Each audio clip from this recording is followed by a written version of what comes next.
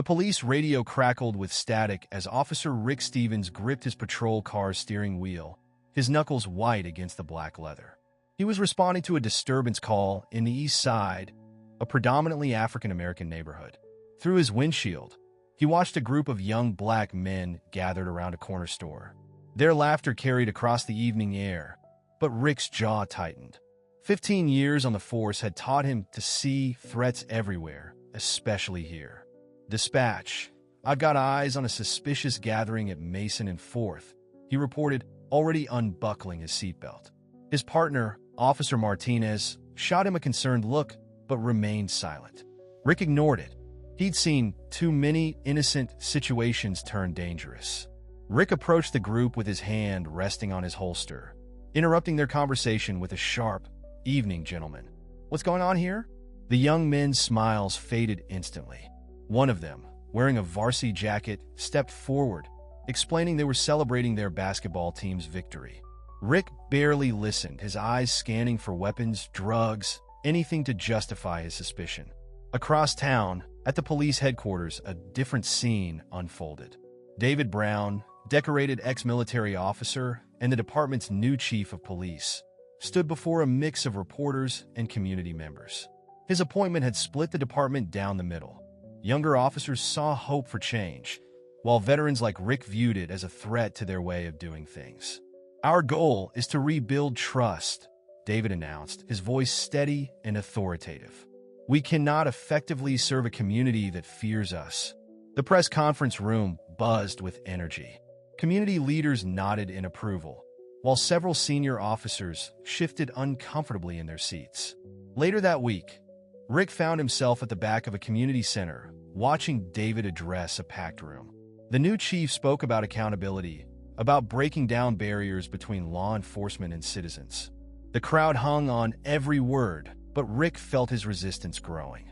He learned policing from old-school mentors who believed in maintaining order through strength, not what he saw as pandering to community demands. "We need to acknowledge our biases," David was saying, making eye contact with officers around the room. "Every one of us carries preconceptions that affect our judgment. The key is recognizing them before they lead us to make mistakes we can't take back." Rick slouched further in his chair, arms crossed. To him, this wasn't just about changing policies, it was about undermining everything he believed about effective policing. He watched as David fielded questions from community members, noting how the new chief's military bearing commanded respect even from those who traditionally distrusted the police. As the meeting concluded, Rick observed the way people gravitated toward David, sharing stories and concerns. It was different from the fearful respect Rick was used to commanding. Something about it made him deeply uncomfortable, like the ground beneath his feet was shifting. He left before David could notice him, his mind already formulating ways to prove that this new approach would fail. The day's events had set the stage for a confrontation that would force both men to confront their deepest beliefs about justice, race, and the true meaning of protecting and serving.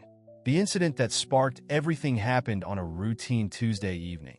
Rick had been following what he claimed were suspicious financial transactions at the precinct, though his investigation consisted mainly of looking for patterns that would confirm his existing suspicions about David Brown. When he burst into the weekly staff meeting, his face was flushed with what he believed was righteous certainty.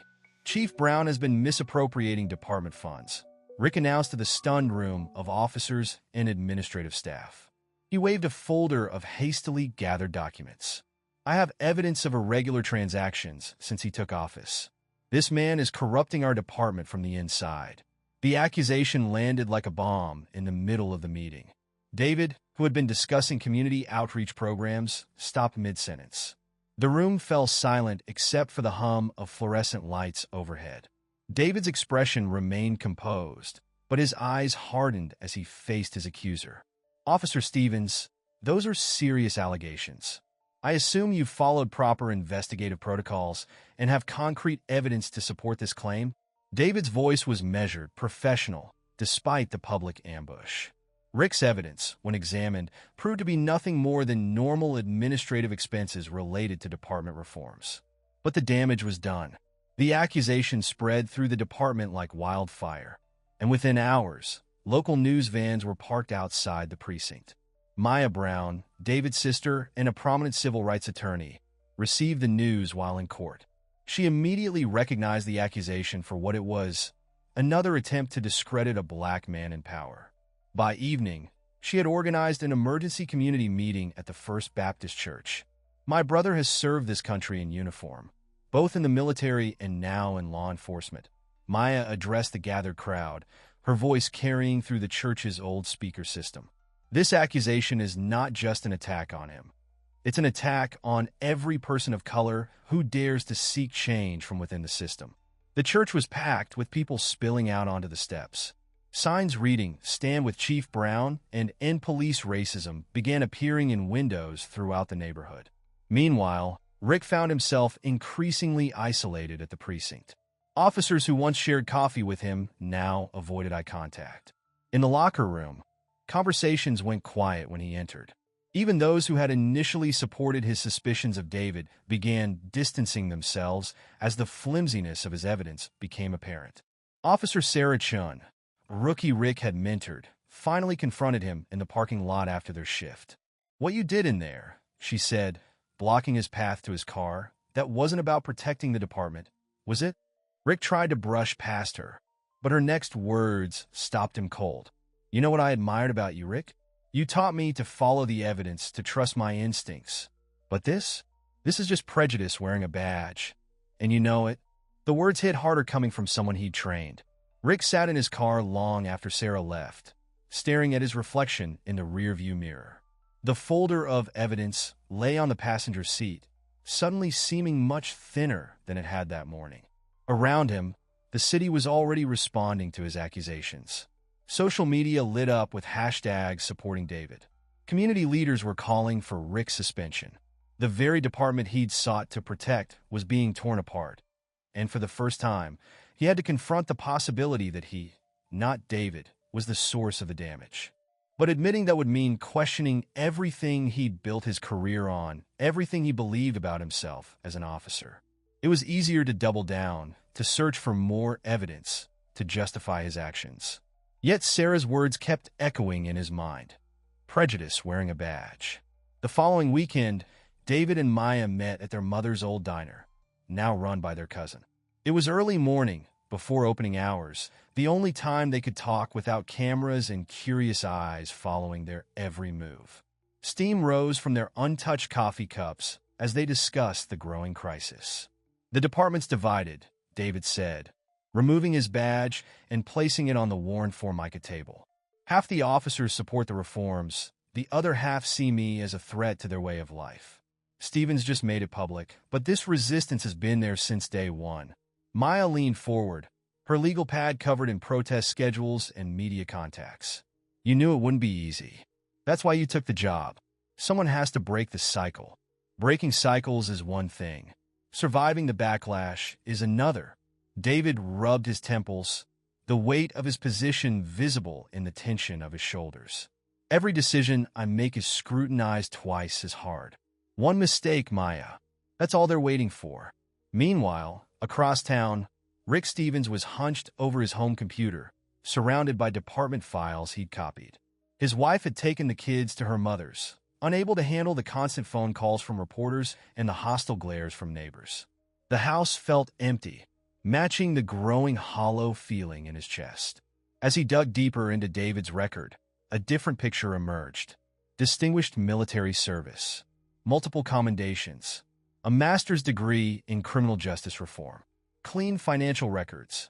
Each new piece of information contradicted the narrative Rick had constructed. Then he found it, a photograph from 15 years ago. Rick stared at the image, his first day at the academy.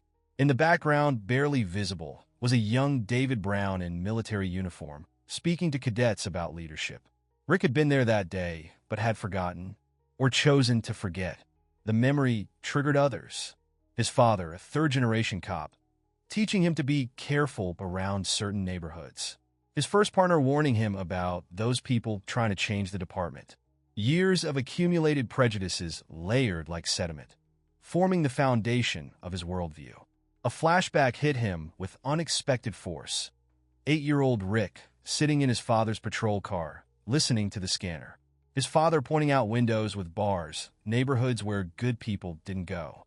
"Remember, son," his father had said, "there's us and there's them. That's just how it is." But the photograph on his screen told a different story. David Brown had been serving their country while Rick was learning to fear him. The realization made him nauseous. At the diner, David and Maya's conversation continued. "We've got support from the community," Maya said, "but that's not enough. We need to change hearts inside the department. You can't force people to change, Maya. They have to want it." David picked up his badge, studying its reflection in the morning light. Stevens isn't just one bad apple. He's a symptom of a deeper problem. Then why not just fire him? Make an example. Because that's exactly what they expect me to do. Use power to punish, perpetuate the cycle. David shook his head.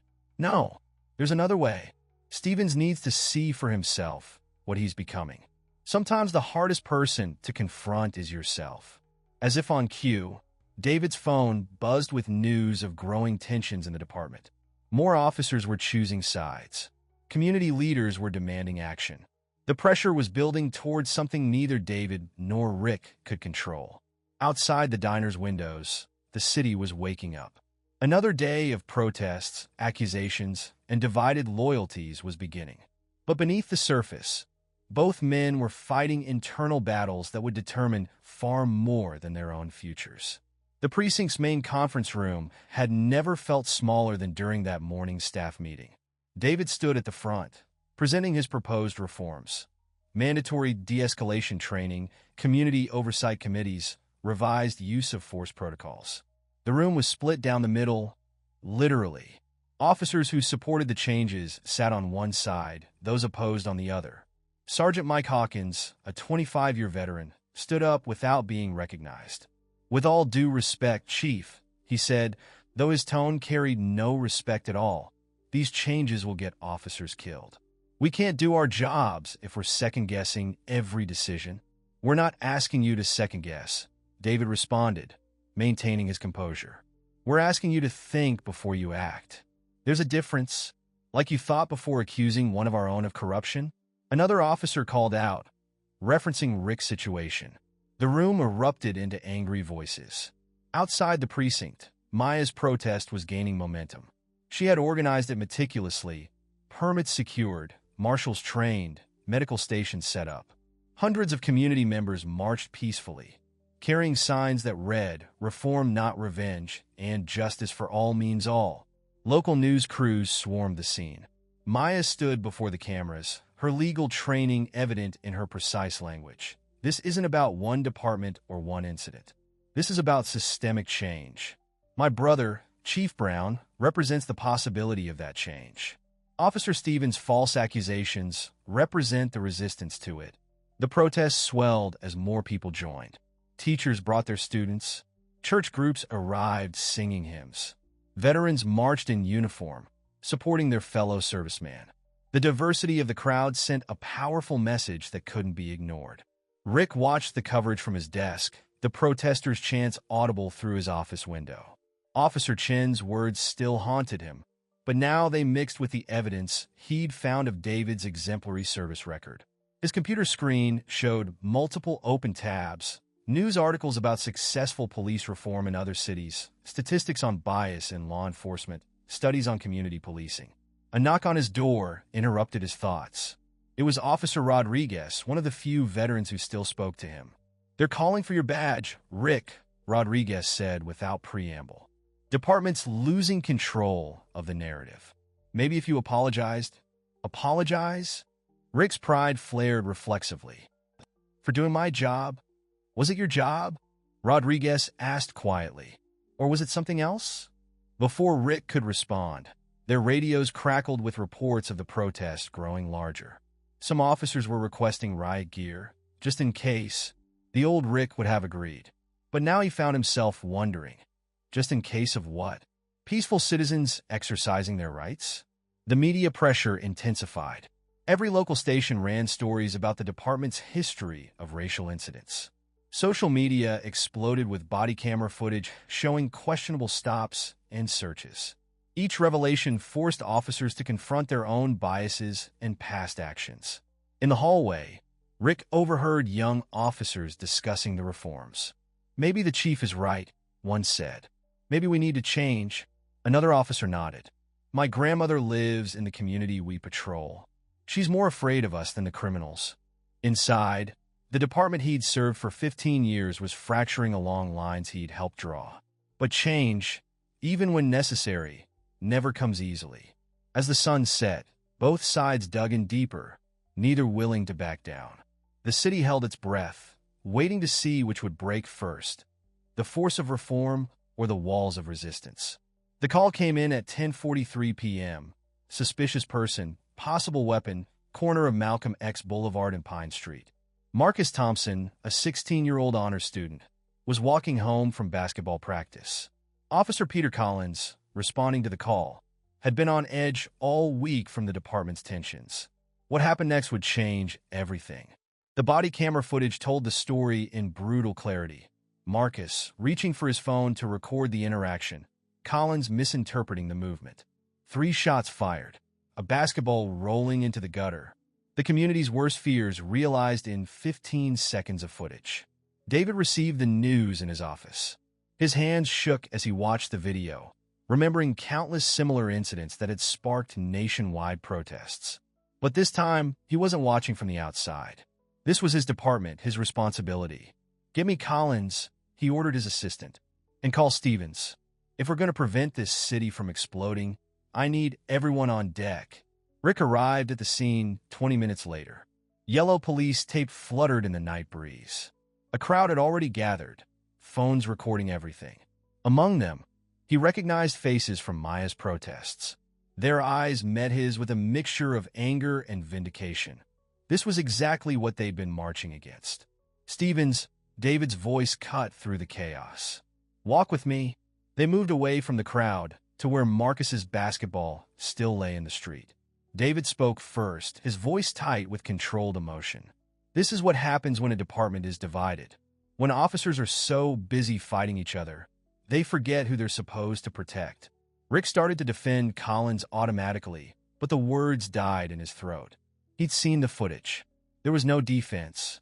"I need you on this investigation," David continued. "Not because I trust you, but because the community needs to see that even officers who've opposed me want justice when one of our own crosses the line." Rick stared at the basketball. "Why me? After everything I've done?" "Because you're part of the old guard. If you stand up and say this was wrong, others will listen. But if you want to help, you need to be honest, not just about this shooting, but about why you really tried to destroy me." The conversation was interrupted by the arrival of Marcus's mother. Her wails cut through the night air, a sound that would haunt both men forever. David moved to speak with her, leaving Rick alone with his thoughts. Later that night, Rick met his old friend Tony Martinez for coffee. They'd gone through the academy together, but Tony had left the force years ago to become a teacher. "Remember when we first put on the badge?" Tony asked. "We thought we were going to be heroes." Rick stared into his coffee. "We were naive." "No." Tony shook his head. "We were right. But somewhere along the way, you forgot what a hero really is. It's not about power, Rick. It's about protection. All those kids I teach, they should feel safer when they see a police car, not terrified." The words hit Rick like physical blows. He thought about his own children, about how he'd teach them to interact with police if they weren't white. The mental exercise he'd avoided for years finally broke through his defenses. As dawn approached, the city remained on edge. David worked through the night, coordinating with community leaders, managing the media, and ensuring transparency in the investigation. Rick sat at his desk, reviewing Collins's body camera footage again and again, seeing with new eyes how fear and prejudice could turn deadly in an instant. The sun rose on a city transformed. Marcus Thompson's name appeared on homemade memorials across town. The division within the department no longer seemed like a matter of different policing philosophies. It was now literally a matter of life and death. The department auditorium hadn't been filled to capacity since Academy graduation day. Now, every seat was taken as David Brown stood at the podium, Marcus Thompson's photo projected on the screen behind him. The room crackled with tension. Officers in uniform on one side, plainclothes detectives on the other, and a row of community observers in the back. "Yesterday, we lost twice," David began, his voice carrying to every corner. "We lost a young man who should have had his whole life ahead of him. And we lost our claim to be protectors of this community. One of those losses is irreversible. The other," he paused, scanning the room, "the other is up to us." Sergeant Hawkins shifted in his seat, ready to object, but David continued before he could speak. "I've heard every argument against reform, that it makes our job harder, that it puts officers at risk, that we can't do effective policing if we're worried about public perception. But I ask you this. What good is effective policing if the people we're meant to protect fear us more than the criminals?" The back door opened quietly. Heads turned as Rick Stevens slipped in, still in his detective suit from Marcus's investigation. He chose to stand rather than sit, leaning against the wall, his face unreadable. "I'm not here to debate whether systemic racism exists in law enforcement," David continued. "Marcus Thompson's death answered that question. I'm here to tell you what we're going to do about it. Starting today, every officer will undergo extensive retraining. Community oversight will no longer be optional. Body cameras will be reviewed weekly, not just after incidents. Any officer who objects is free to turn in their badge." A murmur of dissent rippled through the room. "This isn't political," David's voice hardened. "This isn't about being progressive or conservative. This is about preventing another mother from having to bury her child because one of us was too afraid or too prejudiced to see him as human." From his position at the back, Rick watched his colleagues' reactions. He saw the same defensive anger he'd felt when David was first appointed. But now, after spending nights reviewing Marcus's case, after seeing the fear in young black men's eyes during routine stops, that anger felt hollow. "Detective Stevens," David called out unexpectedly, "you've been investigating Officer Collins's actions. Would you share your preliminary findings?" The room went silent. Rick straightened up, feeling every eye on him. This was the moment. He could either cling to his old beliefs or speak the truth he'd finally allowed himself to see. "The investigation shows," he began, his voice rough, "that Officer Collins acted on assumptions. Assumptions we've all made. Assumptions I've made." Marcus Thompson reached for his phone, but Collins saw a weapon because that's what we've been trained to expect. That training, he paused, swallowing hard, that training is killing people. The admission seemed to physically change the atmosphere in the room. Officers who'd been sitting with crossed arms slowly uncrossed them. Others looked down at their hands, perhaps remembering similar assumptions they'd made. David nodded at Rick, then turned back to the room.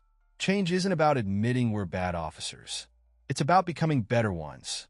Every person in this room joined the force to help people. Somewhere along the way, we started seeing some of those people as the enemy. That ends now." The meeting continued for hours. Officers shared experiences, voiced fears, and gradually, painfully, began to see the possibility of a different way of policing. Rick stayed at the back, watching his old worldview crumble and a new one start to take shape.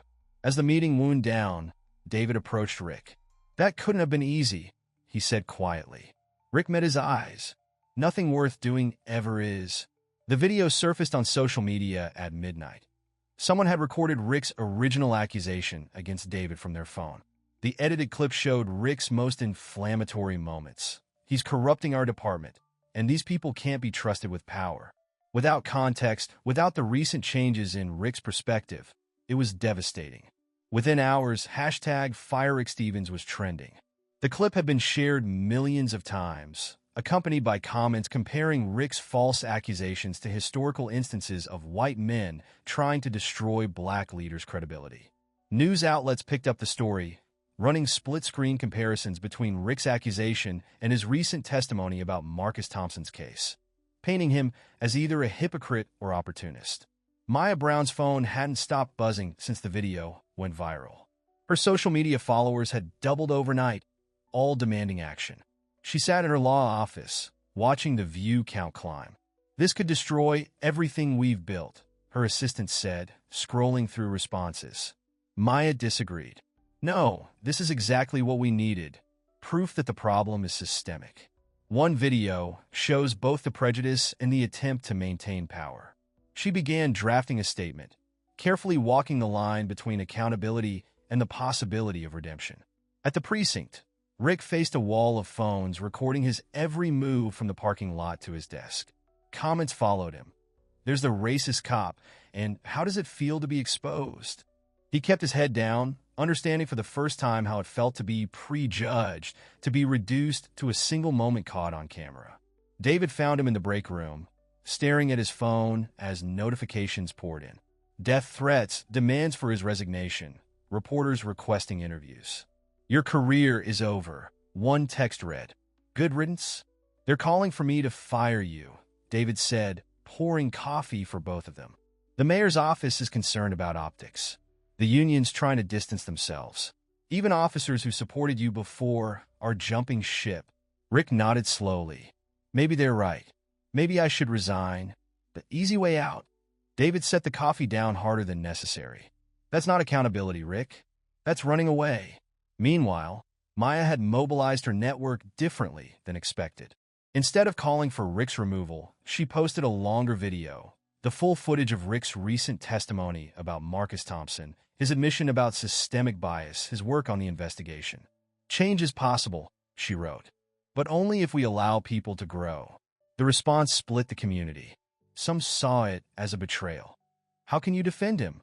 Others recognized the strategic value of showing transformation was possible.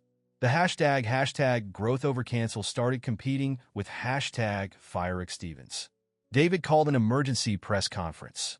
Standing before the cameras, he addressed the viral video directly. Yes, Detective Stevens made those accusations.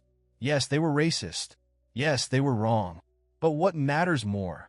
Punishing him for who he was or supporting who he's becoming? The reporters pounced. Are you saying racist actions shouldn't have consequences? No, David replied firmly. I'm saying the consequence should be growth, not destruction. Detective Stevens could have doubled down on his prejudices. Instead, he chose to confront them. If we want other officers to make the same choice, they need to see that there's a path forward. Rick watched the press conference from his desk, waves of shame and gratitude washing over him. His phone buzzed with a text from his teenage daughter. Dad, your old video is all over TikTok. My friends are asking questions. He stared at the message for a long time before responding. I'll tell you the truth. All of it, including how I'm trying to change. As night fell, the hashtags continued to battle across social media. David faced mounting pressure from City Hall to handle the situation. Maya's followers debated the merits of forgiveness versus accountability. And Rick, for the first time in his career, understood what it meant to be viewed as a threat based on a single image, a single moment, a single assumption. They met at neutral ground, a small park halfway between their homes, well after midnight. No badges, no uniforms, no cameras. Just two men on a bench beneath flickering streetlights, the city's skyline glowing dimly behind them. David arrived first, Rick 7 minutes later, both of them looking exhausted from weeks of tension. My father was killed by a white police officer, David began without preamble. Traffic stop gone wrong, they said. I was 14. That's why I joined the military instead of the police. Couldn't bear to wear the same uniform that killed him. Rick sat silently, letting the weight of the confession settle between them. The crickets chirped in the darkness, filling the space where words used to come easily. What changed? Rick finally asked. I realized that changing things from the outside wasn't enough. Real change happens from within. That's why I became a cop after my military service. David leaned forward, elbows on his knees. But you know what the hardest part was? Walking into that academy and seeing officers who looked exactly like the man who killed my father. Having to trust them, work with them, depend on them. Rick thought about his own father, about the lessons he'd learned in that patrol car. My dad taught me to be afraid, he admitted, not just of certain neighborhoods or certain people, but of change itself. Said it would get us killed. Said we had to stick together, protect our own. And now, David asked, now I realize he was teaching me to be exactly what people feared. Rick's voice cracked. I've spent 20 years proving them right. The conversation flowed easier after that. raw truths spilling out in the darkness. David spoke about returning from war only to face suspicion in his own country, about the weight of being the first black chief rather than just the chief. Rick shared his growing awareness of how his prejudices had shaped not just his policing, but his entire worldview. The hardest part, Rick confessed, is facing my kids. My daughter asked me yesterday if I was a racist. How do you answer that? Honestly, David replied, you tell them you were wrong, you're learning, and you're trying to be better. Kids understand growth better than adults sometimes. A jogger passed by, doing a double take at seeing the two men together. News of their meeting would probably hit social media within hours. Neither cared anymore. I had this moment, Rick said, watching the jogger disappear around a corner during Marcus's investigation. I was interviewing his mother, getting background. She showed me his room, honor roll certificates everywhere, college applications on his desk. And there was this photo of him in a police costume from Halloween when he was 6. He wanted to be one of us. Rick's voice broke. We were supposed to protect him? David nodded slowly. That's why I can't just fire you, even with the pressure. Because you finally see it, really see it. And we need officers who see. I don't deserve a second chance, Rick said quietly. This isn't about what you deserve. It's about what the community needs. They need to see that change is possible, that we can face our prejudices and overcome them. Otherwise, what hope is there? As dawn began to break, they talked about practical steps forward, about reforming training programs, about community engagement that went beyond photo ops, about creating spaces for honest conversations about race within the department. It won't be easy, David warned. Some people will never accept that you've changed. Others will say I'm weak for not firing you. Rick stood, stretching cramped muscles. My whole career, I've been afraid of the wrong things.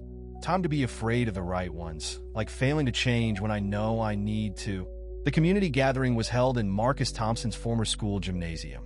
Every seat was filled, with people standing along the walls and spilling out into the hallways. Marcus's basketball jersey hung above the podium, a silent reminder of why they were all there. Maya had organized the event as a forum for healing, but tension filled the air. Signs reading, "No justice, no peace," mixed with "Reform now" in the crowd. Marcus's mother sat in the front row, her face bearing the dignified grief that had become sadly familiar in such situations. David took the podium first, his uniform pressed, but his eyes carrying the weight of sleepless nights. The microphone squealed briefly before he began speaking. A week ago, we lost Marcus Thompson, but we also lost something else. Our illusion that we could continue with business as usual, that we could talk about reform without making real changes, that we could pretend prejudice wasn't killing our children. The crowd stirred, some nodding, others crossing their arms. David continued, his voice growing stronger. I've been asked why I haven't fired Detective Stevens, whose biased accusation against me went viral. People say I'm weak, that I'm compromising. But today, Detective Stevens has something to say to all of you. And I ask only that you listen with the same open hearts we're asking our officers to have. Rick approached the podium slowly, deliberately. He'd removed his badge and gun, wearing a simple suit instead of his uniform. The crowd's reaction was immediate. Murmurs, some boos, a few shouts of "Go home." Maya stood up, raising her hands for silence. Gradually, the room quieted. I grew up believing that being a good cop meant protecting our power, Rick began, his voice shaking slightly. I thought I was serving justice, but I was serving fear. My fear. When I accused Chief Brown, I wasn't protecting the department. I was protecting my prejudices. He turned to face Marcus's mother directly. Ma'am, I spent my career making excuses for officers like the one who killed your son. I taught younger officers to be afraid, to see threats instead of people. Marcus died because of the culture I helped create. No apology can change that. But I stand here today to say, I was wrong. We were wrong. The silence in the room was absolute. Rick continued, his voice stronger now. Change isn't just about new policies or training. It's about admitting our mistakes. It's about facing the pain we've caused. It's about saying to our black and brown neighbors, we see you.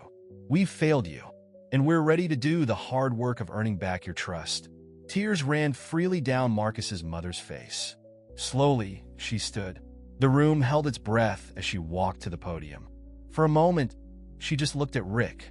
Then, in a gesture that would be photographed and shared worldwide, she hugged him. "My son," she said into the microphone, her voice thick with emotion, "wanted to be a police officer. He believed in what that badge could mean. If he could believe in that possibility, then so can I." The gymnasium erupted, not in anger, but in something else. Hope, perhaps, or recognition of shared humanity. David returned to the podium, standing beside both Rick and Mrs. Thompson. "This is where healing begins," he said. "Not in denial of our problems, but in confronting them together. Not in division, but in unity.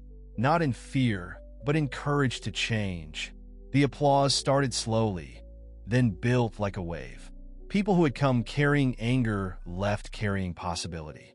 Outside, the evening news crews captured something rare, a moment of genuine transformation in a city that had grown too used to tragedy.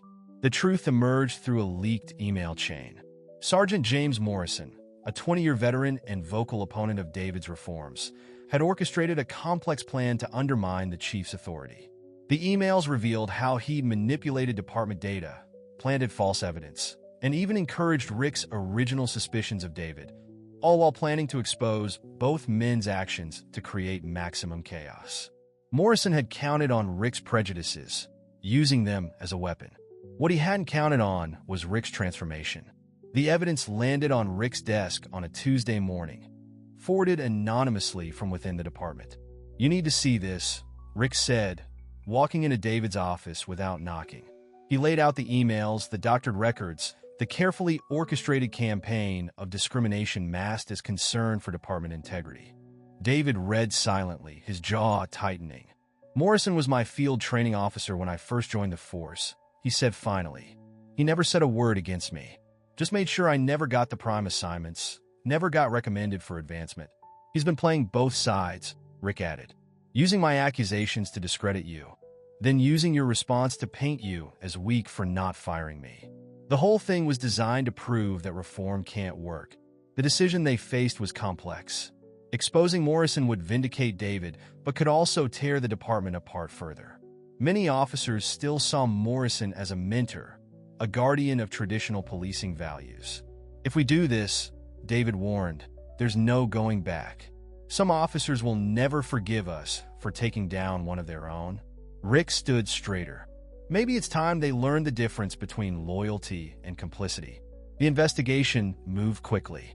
Rick led it personally, working with internal affairs to document every instance of Morrison's interference. The evidence was damning. Years of systematic discrimination hidden behind a badge of authority. Morrison didn't go quietly. At the disciplinary hearing, he stood defiant. "Everything I did was to protect this department from being destroyed by social justice warriors who've never worked the streets," he declared. "Stevens knows I'm right. He's just too afraid of cancel culture to admit it." Rick stepped forward. "No, Jim. I was afraid of change. Afraid of admitting that the way we've done things was wrong. You took advantage of that fear, used it to hurt good people. That stops today." The hearing room erupted in chaos. Morrison's supporters shouted accusations of betrayal. But for every angry voice, there was another officer standing silently, watching the old guard's power finally break. The media coverage was intense. Police corruption exposed. Reform opponents caught in scandal read the headlines. But underneath the sensational stories, a more important narrative emerged. One of transformation and hope. David and Rick held a joint press conference after Morrison's dismissal. The image of them standing together, the black chief and his former accuser, now united in pursuit of justice, became a symbol of possibility. "Today marks a new beginning," David announced. "Not because we've solved all our problems, but because we've proven that change is possible. That we can face our mistakes, learn from them, and build something better." Rick addressed his former colleagues directly. "I used to think protecting the department meant protecting the status quo. Now I understand that true protection means having the courage to change, to admit when we're wrong, to do better." In the months that followed, their story became a case study in police reform. Other departments sought their guidance. The training programs they developed, focusing on confronting bias, building community trust, and supporting officer growth, became models nationwide. But perhaps the most powerful moment came quietly, a year after Marcus Thompson's death. His mother visited the academy to speak to new recruits. In the front row sat Rick's daughter, wearing a cadet's uniform, her father's transformed badge pinned to her chest, a symbol of how far they'd come and how far they still had to go. The end of the story wasn't perfect. Change never is. But it was real, earned through pain and growth and the courage to face hard truths. In a city once divided by fear and prejudice, hope had finally taken root.